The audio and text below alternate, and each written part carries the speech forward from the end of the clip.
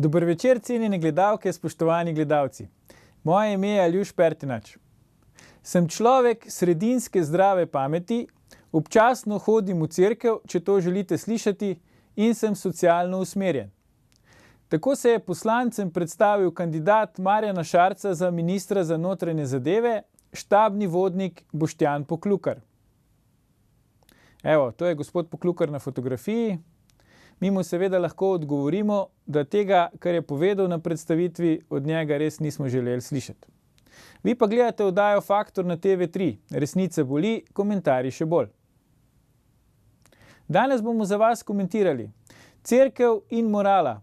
Kaj nam o sovražnem govoru in stanju v RKC ter družbi nasploh pove primer Tadeja Strehovca, generalnega tajnika Slovenske škofovske konference. Tadeju Strehovcu, frančiškanu, predavatelju moralne teologije in aktualnem tajniku Slovenske škofovske konference, grozi zaporna kazen. Kaj nam to pove o sovražnem govoru in o stanju v Rimokatoliški cerkvi ter družbi nasploh, se bomo pogovarjali z našima stalnima komentatorjema.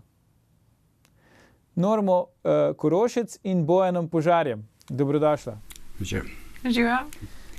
Norma, najprej vprašanje zate. Ti poznaš gospoda Strehovca osebno. Kakšen človek je on? Ful je moder. Vedno, ko sem imela kakšno vprašanje, mi je tako res toliko pametno mi je odgovoril, da sem bila jaz tako wow. Prav tak preudaren, takten, izobražen, res ful v redu človek, no? Ja. To sprašujem zato, ker ta članek na tem portalu 24cool.si, zaradi katerega se mu zdaj pač sodi, je bil pač opremljen s tole fotografijo, ne. Zdaj bomo pokazali, čakamo, da režija pokaže fotografijo, če gledalcem. Evo ga. No, to je ta fotografija, s katero je bil ta članek pač opremljen, ne. To se zdi dosti taka, bi rekel, agresivna fotografija, malo v stilu našega včerajšnjega gosta, gospoda Šiška, ena pištola, ki meri na nosečniški trebuh. Glede na to, kar si povedala o gospodu Strehovcu, da je tak miren pa preudaren človek, a potem to velja nasploh, razen za te teme, ne, ker vemo, da pač tema splava je zanj, bi rekel, neka nevralgična točka. Kakšna? Nevralgična točka. Aha. Ja, meni se zdi, da ta slika na tak nedvoumen način sporoča vsebino tudi tistega članka, ne. Govori o končanju nerojenega življenja, ne. Sicer se to v naših bolnišnicah dogaja na bolj prefinjen način in zamaskirano pod krinko zaščit in pravic žensk do svobode izbire in tako, ampak v resnici pa gre za isto stvar, kakor če bi s pištolo namerali v trebuh od nosečnice. Ja, s to razliko, da verjetno, če nameriš pištolo v trebuh nosečnice, končaš tudi njeno življenje lahko, ne. Ne samo od nerojenega otroka. Tudi v primeru splava so smrtne žrtve matere včasih. Absolutno, ampak tudi pri porodih, nažalost, zdaj pač tudi mater podleže. Bojan, kaj ti praviš o tem? Recimo, če bi ti bil ženska, ki se odloča o tem, ali predčasno prekiniti nosečnost ali ne, pa bi videl neko tako fotografijo ali pa nek tak članek. Kaj bi si mislil? Ja, zdaj, težko se postavi v vlogo doseže ženske, to moraš razumeti. No, ja, to razumem, ja. Ja, zdaj, ko smo okoli poznavanja, bi jaz samo rekel, da sem zelo počašen, pa vesel, da sem danes končno spoznal v živo, ne, gospodično Normo Korošec. Zdaj, potem, kar sem doslej o njej prebral, oziroma kar sem mi doslej o njej povedal ali pa slišal, bi pričakoval neko drugačno pojavo, ne, tako da sem danes prijetno presenečen, ker jo vidim v živo, ne. Zdaj, ker si pa prej spraševal okoli gospoda... Kakšno pojavo, bolj brezečo? Ne, drugačno, no, bom se zaustavil na besedi drugačno. Ampak prej, ker si vprašal Normo, kakšen je ta gospod Tadej Strehovec, jaz moram reči, da ga jaz osebno ne poznam, tudi nikoli z njim nisem govoril, tako da ga z tega vidika ne morem ocenjevati, ne, lahko pač ocenjujem, kako bi rekel, njegovo delo, če se bomo o tem pogovarjali, ne. Za okoli ti naslovnice je pa tako, no, Aljuš, jaz sem pač dolgoletni novinar, ne, in tudi urednik in tako dalje. In imam mogoče okoli tega nekoliko drugačne poglede in predstave. Ne. Težko bi se zdaj vživel v vlogo doščetnice, ki vidi recimo takšno naslovnico, pa recimo predvidevam, da bi se neka običajna doščetnica mogoče bi jo lahko celo postal strah, ne, pa mogoče bi bila celo, bo rekel, presenečena ali pa šokirana, ampak kot urednik ali pa kot novinarja me pa te stvari mene ne presenečajo, ne, ker pač jaz stojim trdno na stališču do pravice do javne besede, v tem absolutnem smislu in pa predvsem tudi do tega, da treba pač medij oblikovati v nekem formatu, da je recimo, bomo rekel, provokativn.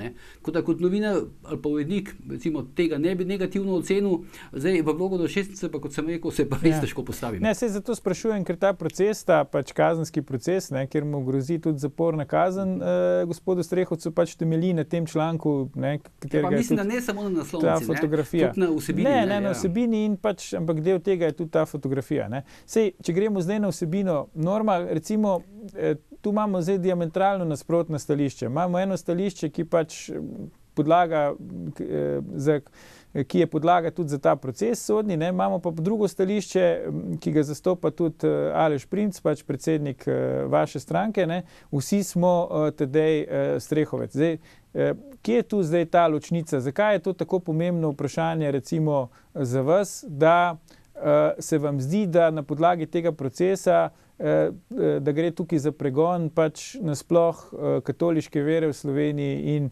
katoliških vernikov. Zakaj je to tako pomembno?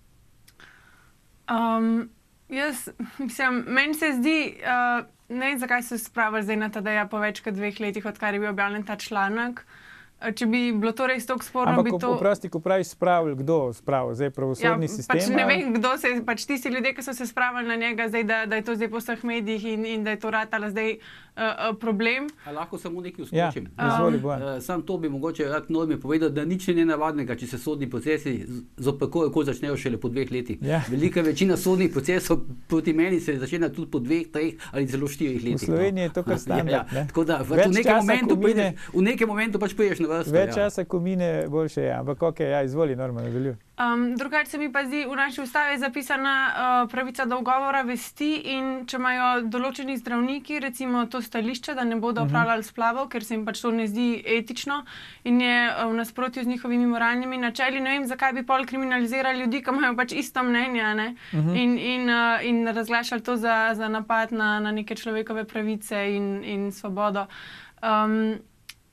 Jaz mislim, da je, po eni strani se mi zdi pomembno, da je ta razprava, da v bistvu vidimo, kako nas želijo cenzurirati. Po drugi strani je pa to tudi priložnost za vse kristjane, da v bistvu stopimo v bran nerojenemu življenju. Mi verjamemo tudi Psalm 139, recimo, piše, stkal sem te v materinem telesu, in nisi postal človek šele po rojstvu, ne, pač to je od spočetja naprej je že verjamete v življenje, človek. Ko je spočeto, to razumemo. Aha, se pravi, to je pol za vas pomembno. Ampak recimo, kaj pa to tudi za vas kot vernike, za skupnost vašo pomeni, recimo, da je generalni tajnik pač Slovenske škofovske konference, da se mu sodi, da mu grozi tudi pač potencialno zaporna kazen, recimo. Kaj to za vas pomeni kot skupnost? Ja, to je še en dokaz, da smo najbolj preganjena skupina ljudi v Sloveniji, ne? Pač in sploh edino pač najbolj preganjena. V Evropi imamo eno inštitucijo, ki se ukvarja s preganjanjem zaradi vere in tako v več kot 95% primerov gre za preganjanje kristjanov. Največ v državah, kjer je pretežno islam. Ampak tudi na zahodu vidimo zdaj, ne, to je recimo en tak tipičen primer. Ampak zakaj bi recimo v Sloveniji, kjer ste večinska, daleč najbolj večinska, številčna verska skupnost, zakaj bi recimo tu bili najbolj preganjeni? Ja, zaradi tega, ker pač ni ljudem drugim všeč, da mi verjamemo, v kar verjamemo. Ampak kdo so ti drugi ljudje? Mislim... Ja, to so vsi, recimo, to so ljudje iz Društva za nenasilno komunikacijo, iz Lezbično-feministične univerze, Rdeče zore, študentsko društvo Sociopatija. Ampak koliko je teh ljudi? To jih ni veliko, ne?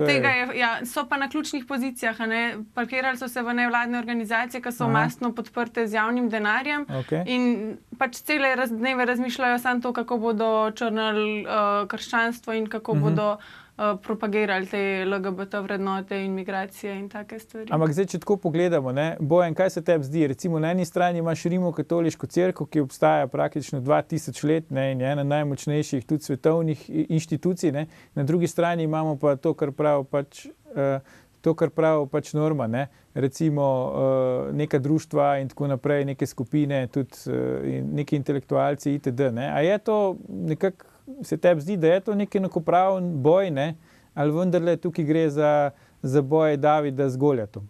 Ja, zdaj tu vprašanje je točno tako, ne, kdo je recimo tukaj David pa Goljat. Ne, ker zdaj pri nas imamo nek zanimiv fenomen. Ne, Slovenija je pretežno katoliška država, ne, daleč prevladujoča je katoliška vera, hkrati pa recimo stranke, ki so blizu, ne, tej katoliški veri, pa tej recimo cerkvi, ne, dobivajo na parlamentarnih volitvah relativno malo število odstotkov, ne, recimo primer Nove Slovenije, ampak konec koncev tudi primer recimo stranke, katere članica je Norma. Ne, tako da to je nek, bom rekel, nek sociološki fenomen, ne, verjetno pogojen za neko slovensko zgodovino, mogoče z zadnjimi desetletji ne, te slovenske zgodovine, ker prej je bila pač Slovenska ljudska stranka do druge svetovne vojne pač najmočnejša politična skupina v Sloveniji, potem se je pač to seveda zdaj nekako spremenilo. Ne. Zdaj vprašanje, kako bo čez 50 let, ne, zdaj ta hip težko rečemo. Ne. Ampak zdaj primer tega Tadeja Stejhovca je pa tako, no, jaz mislim, strinjam se recimo tukaj malo ko sem se pripravljal danes na tole oddajo, sem pač prebral nekaj več stvari okoli tega procesa, ker ga prej bom čisto odkrito rekel, podrobno nisem spremljal,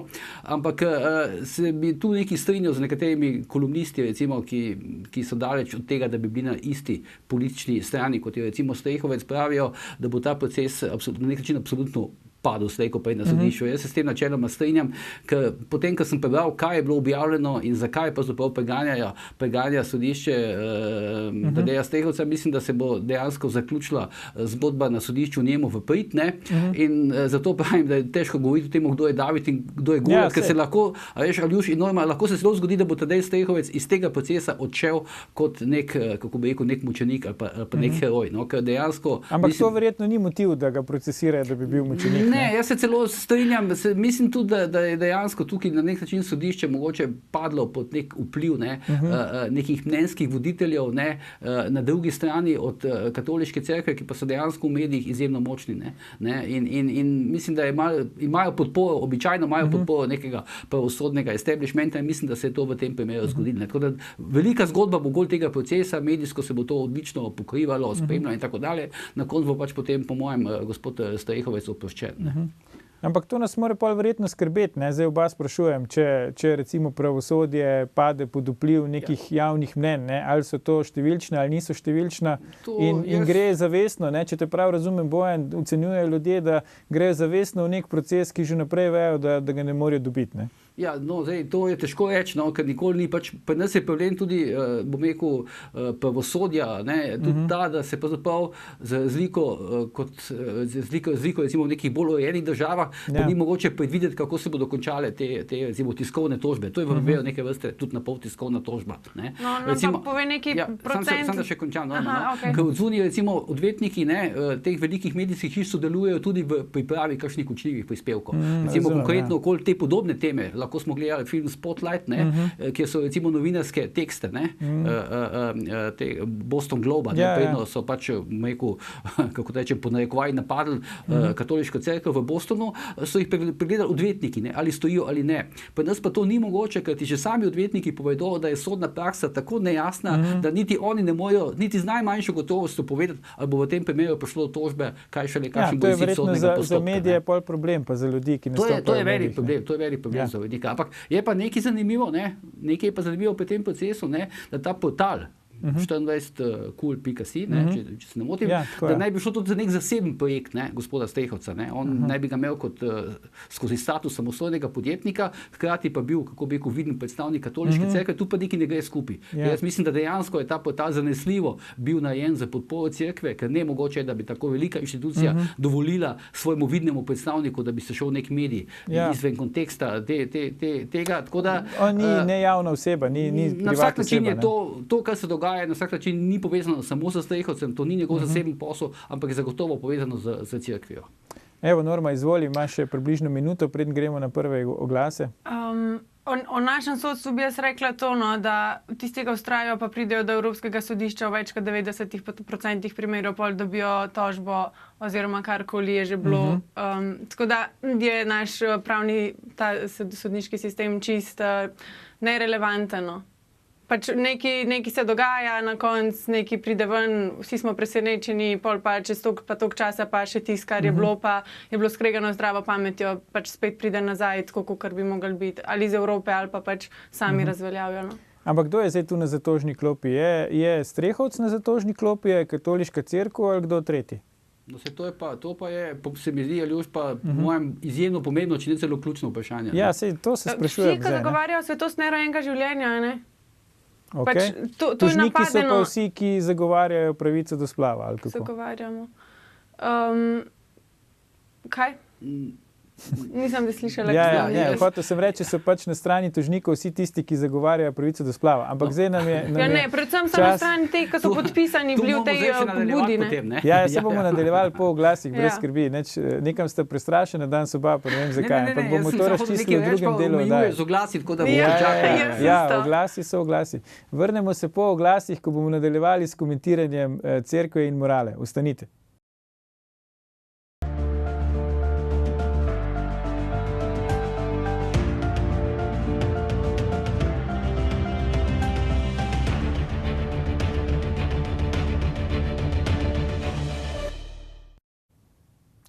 Dobrodošli nazaj. Z nami sta še vedno Norma Korošec in Bojan Požar. Norma, Bojan, zdaj sem vam dolžan ponoviti vprašanje oziroma dati možnost, da poveste, kdo je zdaj na zatožni klopi. Ne? Na tej točki so nas prej oglasi prekinili. Tako da izvolite. Jaz bi rekla, da v bistvu ti ljudje, ki napadajo kristjane, ker imamo to pro-life stališče, bodo zdaj... Pač zdaj se bo pokazalo to, da v bistvu nimajo prav, da nas tako omenjujejo, da ne smemo misliti tako, kot mislimo in da ne smemo izražati svojih stališč. In oni so abortivni lobi, ker so izdatno finančno podprti. V zadnjih desetletjih so dobili na desetine milijonov evrov in samo zato, da pač študirajo to, kako bodo delali Ampak kdo jim daje ta sredstva? Odkje to dobijo? Ja, od države, ne? Aha. Od raznih ministrstv za družino, pa pol kakšni... Zakaj pa recimo bi bil interes države, da financira to po tvoje? Ja, ne vem, zato, ker jim je tudi interes, da naseljujo te ilegalne migrante, zakaj pa to delajo? Ne vem, ker ne marajo Slovenije, po mojem. Se pravi, te, ki so na oblasti, če te prav razumem, ne marajo Slovenije in zaradi tega financirajo pač skupine, ki ne marajo vas kristjanov. Ja, mogoče, ja. Moje, da to bi držali vodo.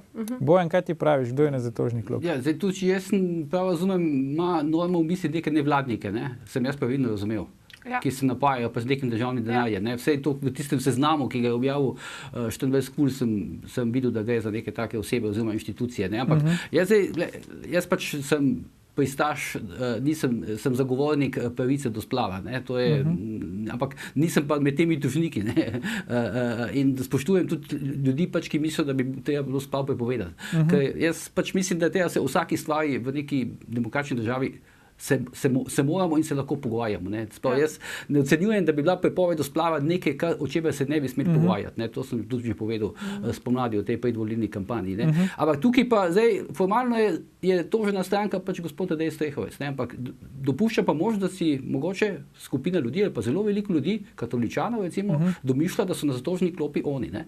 Bomo pa videli zdaj, kam bo šel proces. Če se bo ta proces zelo širil, pa če se bo gospodu Strehovcu, ker jaz nisem bral obtožnice, težko rečem, če se bodo gospodu Strehovcu, če bodo v obtožnici neke politične ali pa ideološke ali pa neke cerkvene floskule, potem takem dopušča možnost, da se bodo kot nekdo, kot je recimo Norma Korošec, kdorkoli pač počutil, da je ona zatožni klopi. In bomo videli, kako se bo to razpletlo. Ampak še vedno trdim, zdaj pa se bo mogoče srečati čez 3-4 leta, lahko da bo šel ta proces celo na Evropsko sodišče, sumim, da bo šel, če ne bo prepadel, ki je na vrhovnem ali pa ustavnem, ker tam sodniki nekoliko drugače razmišljajo, se bomo pogovarjali, ampak še vedno trdim, da bo gospod Strehovec tukaj oproščen.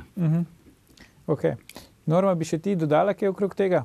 Res pa je, se pravičujem, Aljoš, res pa je, da bo mogoče tudi zelo velika večina tistih, ki so bili navedeni v tem inkriminiranem seznamu, ki ga je pač Strejhovec objavil, počutili kot nekdo, ki pač hoče ta proces, bom rekel, speljati do konca. In jaz ne izključujem tukaj, da bo imelo tožilstvo, recimo, močno medijsko podporo v nekaterih medijih, da se bodo zganjali neki močni medijski pritiski za to, da se Strejhovec obsodi. Ja, se to se zelo lahko se bo tukaj polariziralo na ta način.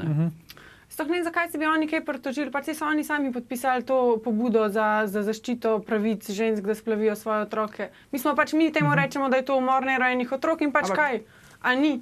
Na nek način bom rekel, ta objava ni bila nič drugačna od recimo objave danes na Twitterju, ki recimo, bom rekel, nekega tvita, ki ga je objavil Ron Kordiš, se ga vsi poznamo, gre za bivšega politika ZRS, ki je objavil neko fotografijo novinarke, zdaj ne vem, katera novinarka, ker on sprašuje, katera novinarka je ta, in Andreja Šiška, in novinarka mu očitno v nekem trenutku drži prst gor, skratka podpira politiko Andreja Šiška.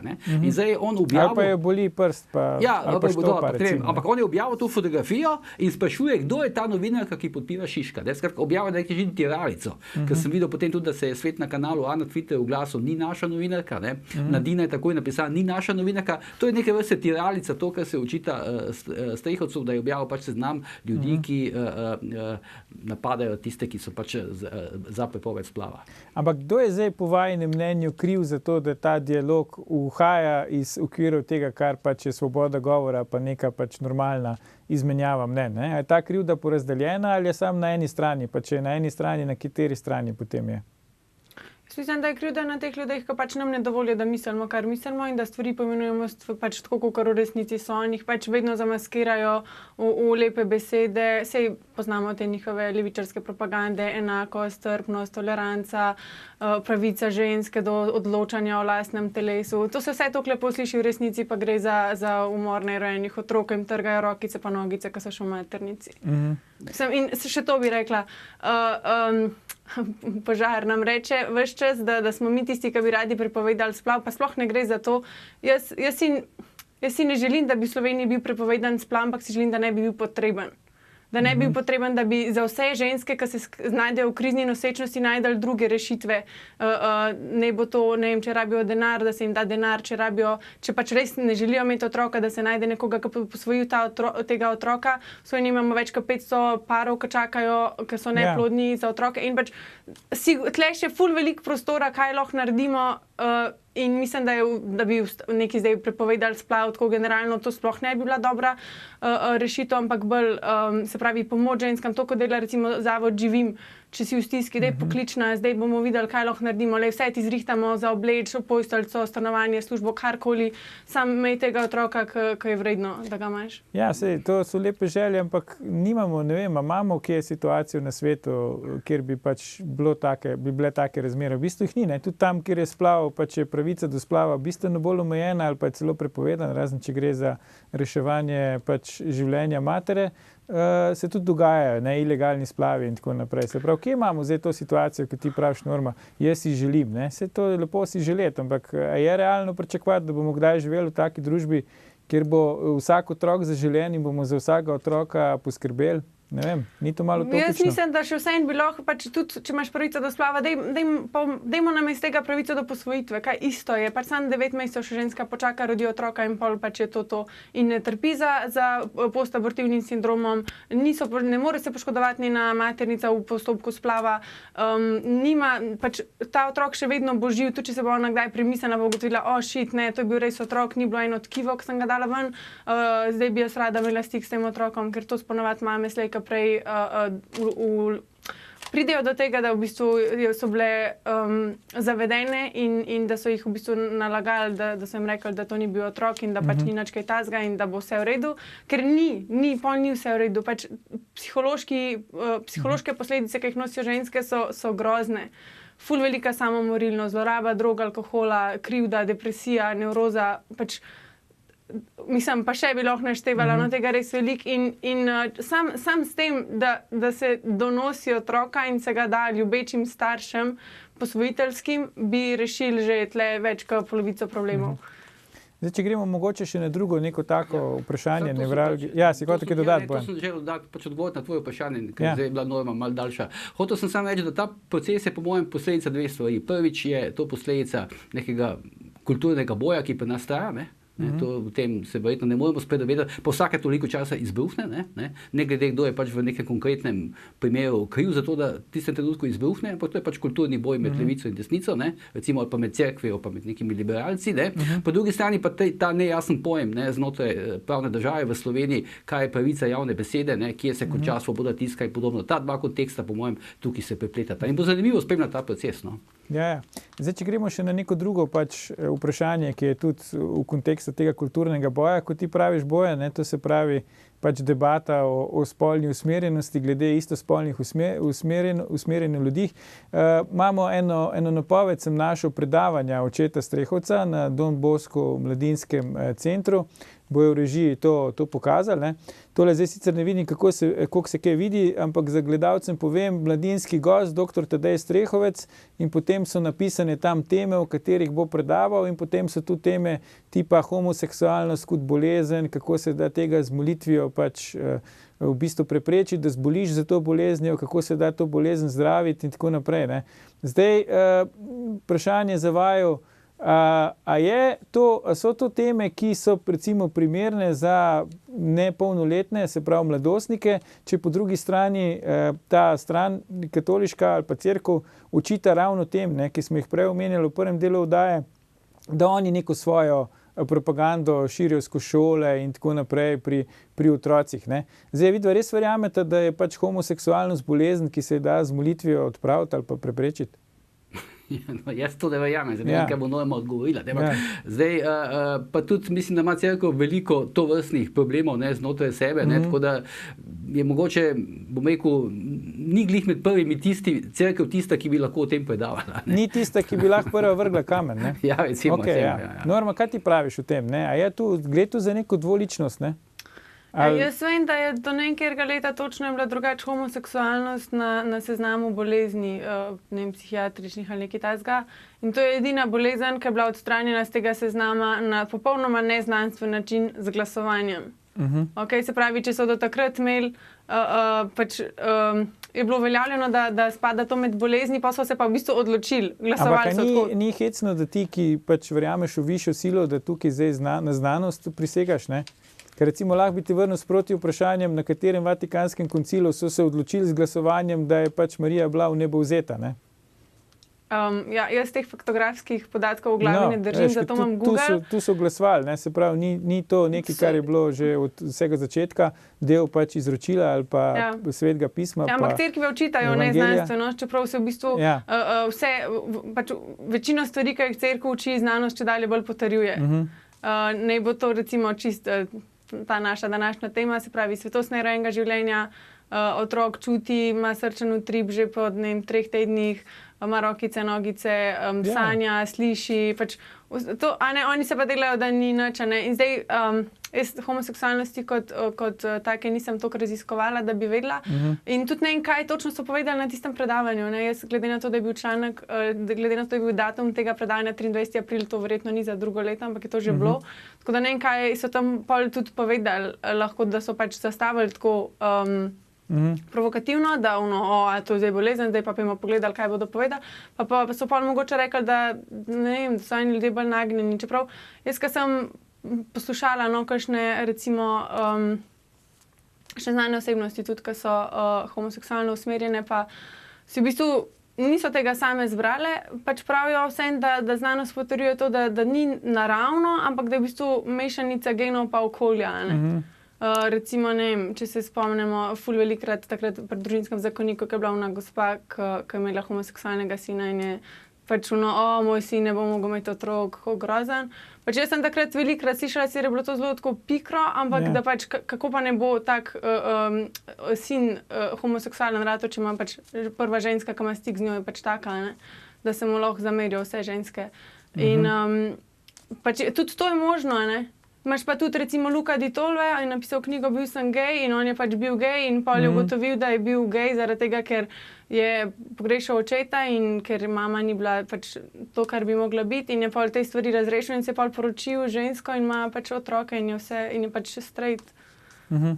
Tako da... Ja, Bojan, izvoli. Jaz spoštujem različnost, no, ampak kaj pa recimo mene moti pri gejovski pa homoseksualni skupnosti v Sloveniji, ne, tako na moški kot na ženski strani, je pa to, da zelo malo znanih Slovencev, ne, ki bi recimo lahko, bom rekel, delali neke premike na tem področju, se javno deklarira za to, da so homoseksualci. To je pa neverjetno, recimo, kakšen manjko imamo v tem primeru primerjavi z recimo razvitimi zahodnimi državami. Ne. Zdaj mislim, da se je ena poslanka Levice javno deklarirala za lezbiko, ampak to je edini tak primer, ki ga poznam v politiki, ne. Hkrati pa vem, poznam ogromno politikov, ogromno ljudi iz slovenskega show biznisa pa iz slovenskega gospodarstva, ne, za katere se ve, da so homoseksualci pa homoseksualno usmerjeni, pa si tega na nek način še ne upajo javno, ali pa ne upajo, ali pa nočejo javno povedati. Mogoče pa pač jim ni všeč ta javna predstava, ki jo hočejo vidnejša, ta bolj glasna gejovska združenja. Ne, hočem reči, je to malo moteče, zato ker bi recimo v smislu neke enakopravnosti, ne, ali pa boja za enakopravnost, ne, gejovskih pa homoseksualnih skupin bi taka javna priznanja veliko pomenila. Ne? A so diskriminirani? Kako? A jim kaj manjka? A jim kdo odreka pravico zaradi njihove spolne usmeritve? Ja, zdaj na nek način obstaja zagotovo neka tesnova pri njih, da tega ne povedo javno. Ne? Zagotovo, ker sicer bi to pač javno povedali. Ne? Jaz mislim, da ne, zaradi tega, ker oni so že zdaj... In to je na nek način, Norma pa Ljuš pa tudi dvolično, ne? Tudi z njihove strani, ne? Hkrati recimo ampak si tega na nek način ne upajo javno povedati. Zdaj, zakaj tega nočejo, je pa svoje drugo vprašanje, pa stvar širše debate. Še 2 minuti imamo, preden gremo drugič na premor, potem pa še zaključimo z današnjo debato. Še tole sem hotel vprašati, kako pa je zdaj s homoseksualci, Norma, tudi v duhovniških vrstah, ne? Zasledil sem eno objavo pač predsednika vaše stranke Aleša Primca, ki je rekel, da so za večino ali pa kar za vse spolne zlorabe otrok v duhovniških vrstah krivi homoseksualci duhovniki in iz tega je izpeljalo, da pač homoseksualci so problem v družbi in tudi v vrstah rimokatoliških duhovnikov. Kako ti gledaš na to?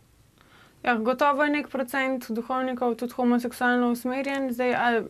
A to pomeni, da so premalo molili, ali kako je zdaj to, zakaj jih je ta bolezen doletela? Tudi duhovniki so ljudje, ne? Pač tudi oni imajo svoje šibkosti. Ampak kaj so zdaj najprej? A so najprej duhovniki, a so najprej homoseksualci, ali kako je to gre? Oni so ljudje najprej.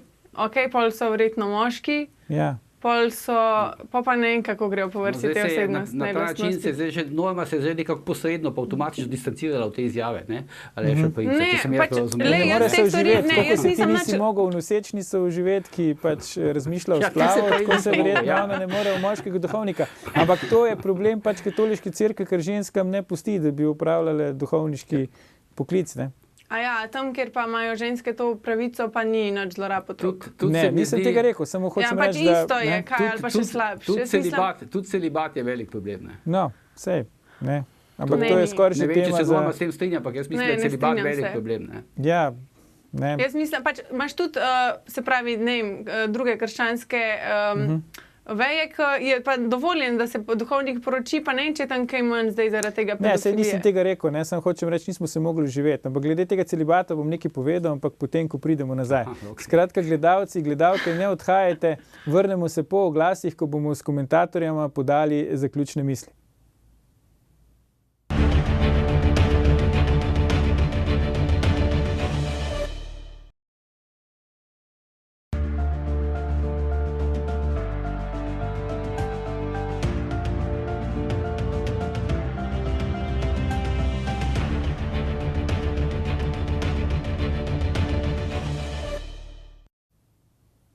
Ponovno pozdravljeni. Čas je za naše zaključne misli. Torej, spoštovana komentatorja, ali je cerkev pri nas moralna avtoriteta? Norma, izvoli. Ja, cerkev je bila in ostaja moralna avtoriteta in mislim, da je to zelo dobro za vse mlade, sploh, ko se iščejo, ko imajo v tej poplavi mainstream informacij in propagande eno tako trdno, nespremenljivo mnenje, ko v bistvu je kaj narejeno in sestavljeno tako, da v bistvu ščiti človeka, no, da se ne rani. V redu, hvala. Bojan? Ja, jaz mislim, da danes bi težko rekel za kogarkoli v Sloveniji, tudi za skupnost, tudi recimo za cerkev, da je moralna avtoriteta. Ne? Tako kot se nekateri smejimo iz tega, da je predsednik države moralna avtoriteta, tako bi tudi lahko rekel posumo v to, da je cerkev moralna avtoriteta po vsem tem, kar se dogaja tudi znotraj cerkve. Ne? In pa sam še par sekund ukradil za to, da pa kot novinar, ne, z velikim zanimanjem čakam nekoga, ki bo v slovensko politiko vstopil med predvolilno kampanjo in bo se jasno deklariral, da je gej, ne, in šel za tem na volitve. Ja, razumem. Jaz sem pa dolžan samo še tisti stavek, ki sem ga slišal od enega duhovnika, gledalcem in pa vama. Namreč rekel mi je, mi duhovniki živimo v celibatu danes, zato da jutri našim otrokom ne bo treba. Najlepša hvala za vajine današnje cenjene komentarje. Gledalke, gledalci, to je bila spovedna 161. oddaja Faktor na TV3. Spremljate nas tudi jutri, ko bo z vami Bojan Požar v družbi Petra Jančiča in Aleša Čakša, torej novinarskih gostov iz portala domovina.si in spletnega časopisa. Predvsem pa ne pozabite, ni vseeno, kdo kaj reče.